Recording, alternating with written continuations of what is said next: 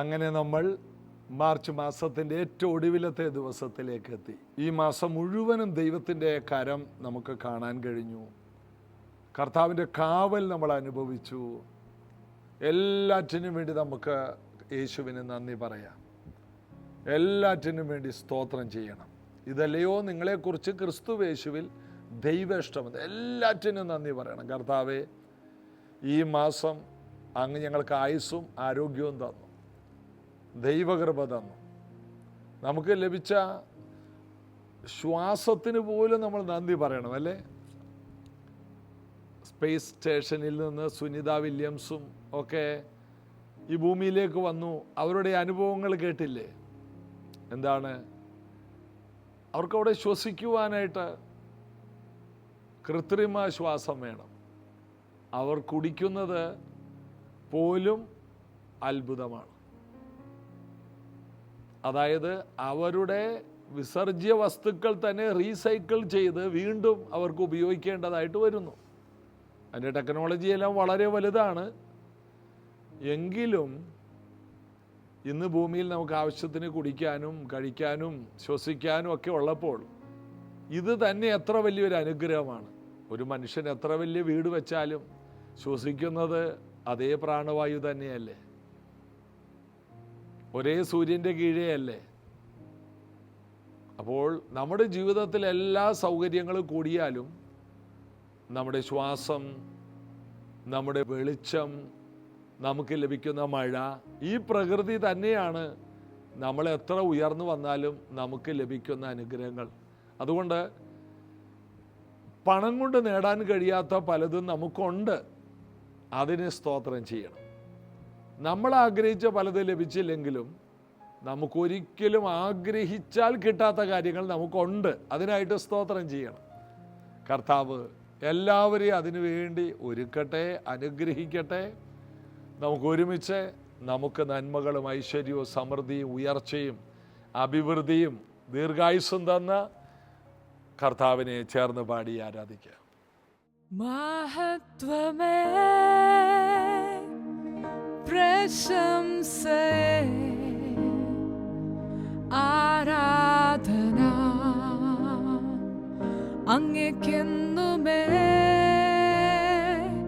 വിശ്വസ്തനേ ദയാലുവേ N ദൈവമേ N പിതാവേ മഹത്വമേ പ്രശംസയേ ആരാധന അങ്ങേക്കെന്നുമേ വിശ്വസ്തനേ ദയാലുവേ എൻ ദൈവമേ എൻ പിതാവേ ആദിമുതലുന്നതം മഹത്വമാം സിംഹാസനം തലമുറകൾക്ക് സങ്കേതം ഇസ്രായേലിൻ പരിശുദ്ധനേ ആദിമുതലുന്നതം മഹത്വമാം സിംഹാസനം തലമുറകൾക്ക് സങ്കേതം ഇസ്രായേലിൻ പരിശുദ്ധനേ മഹത്വമേ പ്രശംസയേ ആരാധന അങ്ങേക്കെന്നുമേ വിശ്വസ്തനേ ദയാലുവേ എൻ ദൈവമേ എൻ പിതാവേ മഹത്വമേ പ്രശംസയേ ആരാധന അങ്ങേക്കെന്നുമേ വിശ്വസ്തനേ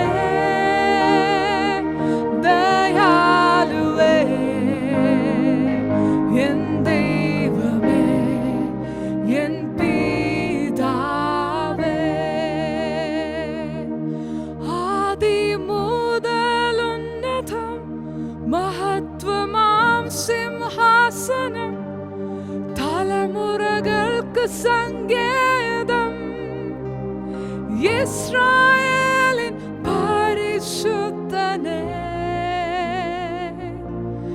ആദിമുതലുന്നതം മഹത്വമാം സിംഹാസനം തലമുറകൾക്ക് സങ്കേതം ഇസ്രായേലിൻ പരിശുദ്ധനേ മഹത്വമേ പ്രശംസയേ ആരാധന അങ്ങേക്കെന്നുമേ വിശ്വസ്തനേ ദയാലുവേ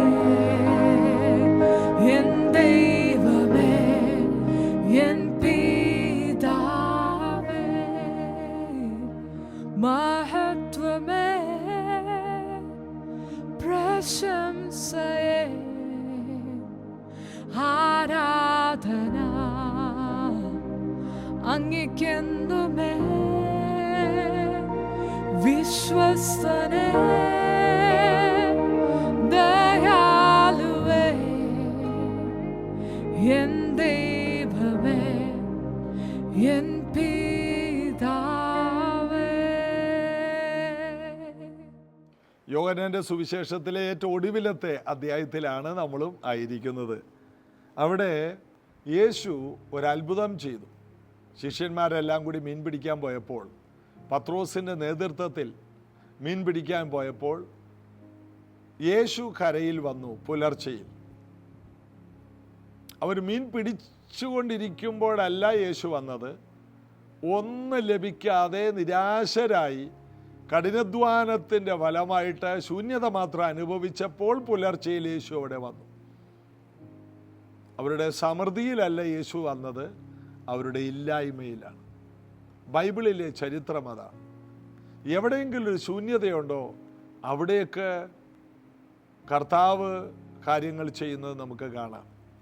നൈനിലെ വിധവയുടെ വീട്ടിലേക്ക് ഏലിയാവിനെ ദൈവം വിടുമ്പോൾ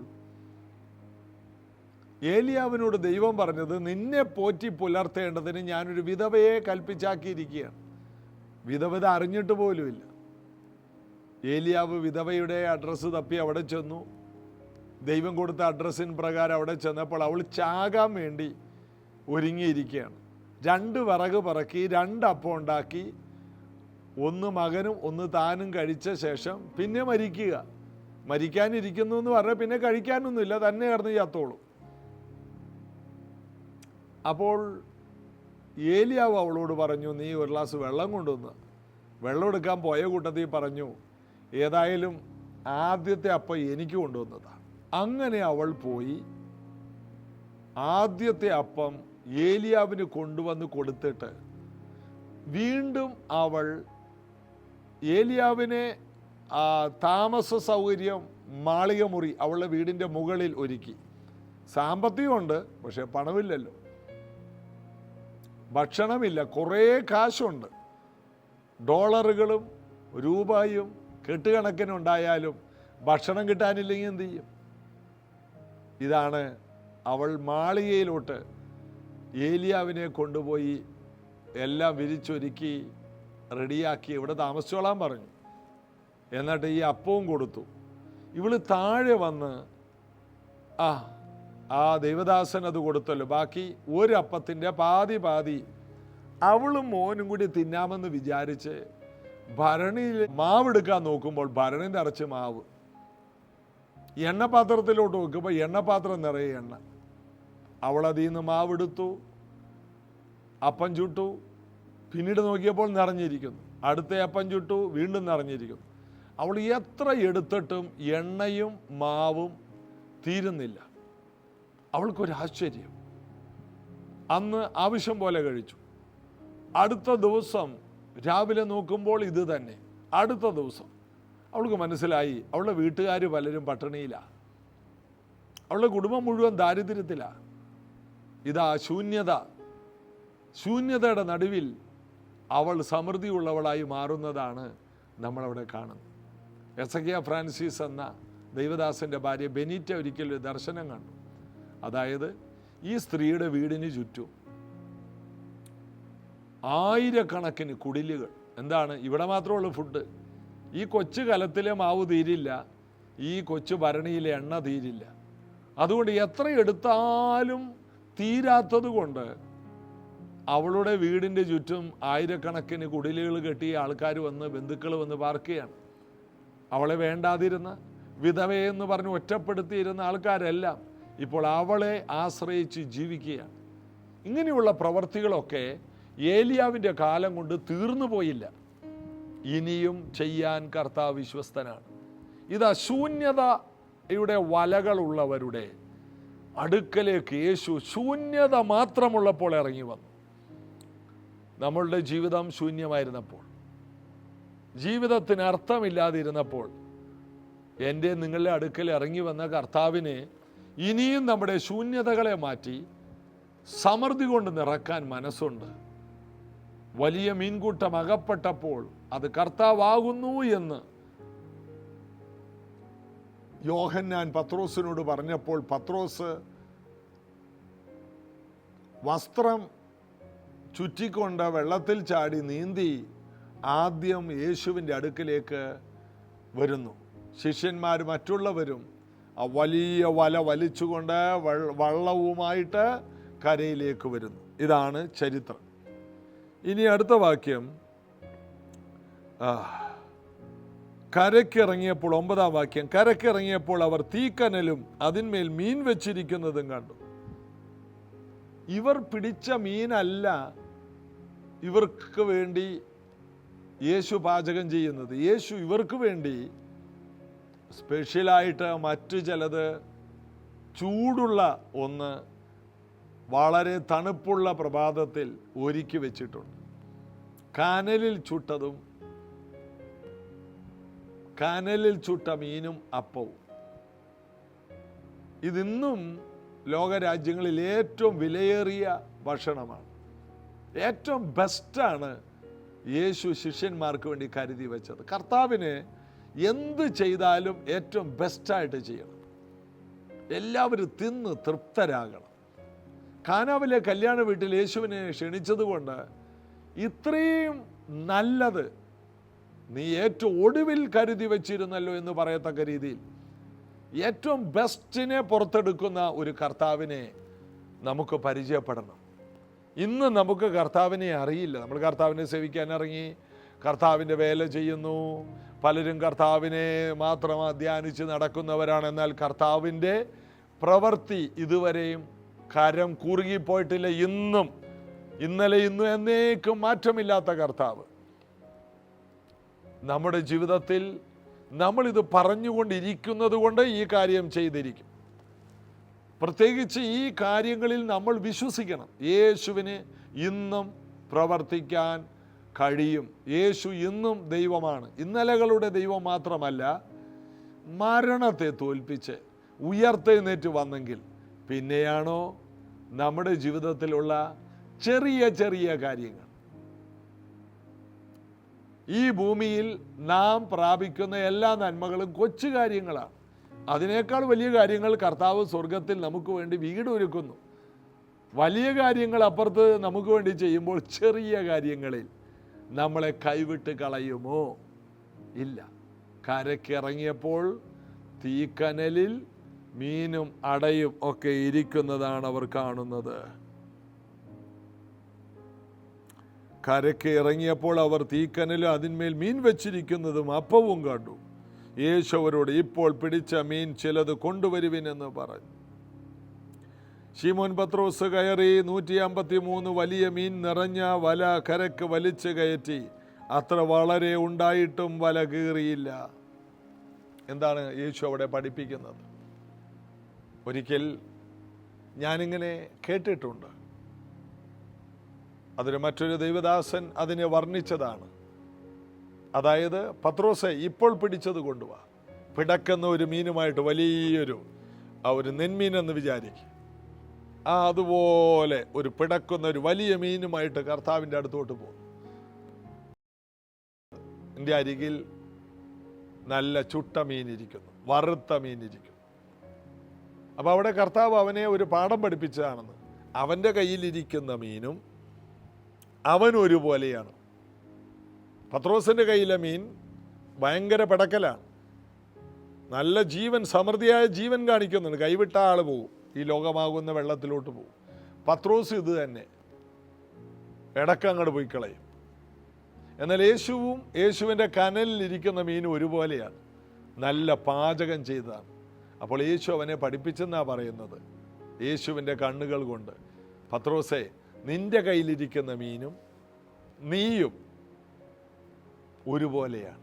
എന്നാൽ എൻ്റെ കനലിലിരിക്കുന്ന രുചികരമായ മീനിനെ പോലെ നിൻ്റെ കയ്യിലിരിക്കുന്ന മീനാകണമെങ്കിൽ ചില അനുഭവങ്ങളിലൂടെയൊക്കെ അത് കടന്നു പോകണം. ഒന്ന്, ആ മീൻ ചാകണം, അവൻ്റെ പഴയ മനുഷ്യൻ മരിക്കണം, അതാണ് അതിൻ്റെ ആത്മീയാർത്ഥം, ചാകണം.